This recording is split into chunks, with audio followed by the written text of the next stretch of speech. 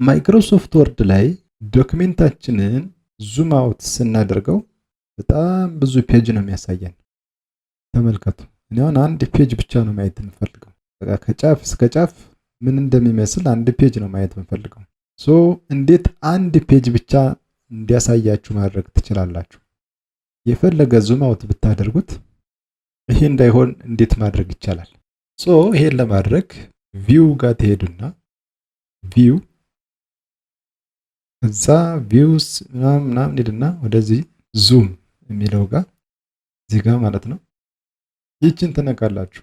ዋን ፔጅ የምትለዋል ይችን ክሊክ ሳደርግ ኖርማሊ የፈለገ ዙም አውት ባደርገው አይከን መስሎ ይቀመጣል እንጂ ኖርማሊ ብዙ ፔጅ አያሳየኝም ማለት ነው። መልሼ ይችን ባጠፋት መልቲፕል ፔጅስ ብለው መልሶ ይመጣል ማለት ነው። ይህን ይመስላል። ቪዲዮ እንደወደዳችሁ ተስፋ አድርጋለሁ። ሰብስክራይብ ማድረጋችሁን አትርሱ። ቻው